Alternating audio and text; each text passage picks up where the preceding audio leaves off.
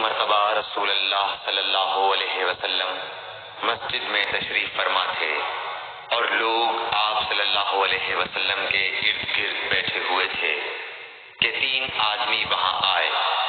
ان میں سے 2 رسول اللہ صلی اللہ علیہ وسلم کے سامنے پہنچ گئے اور ایک واپس چلا گیا۔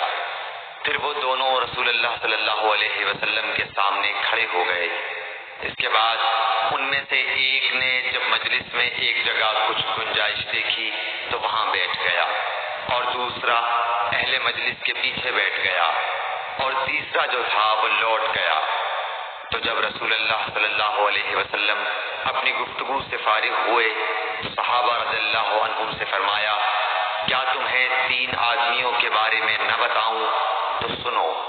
ان میں سے ایک نے اللہ سے پناہ چاہی، اللہ نے اسے پناہ دی، اور دوسرے کو شرم آئی تو اللہ بھی اس سے شرمایا کہ اسے بھی بخش دیا، اور تیسرے شخص نے منہ موڑا، اللہ نے بھی اس سے منہ موڑ لیا۔ صحیح بخاری حدیث نمبر 66۔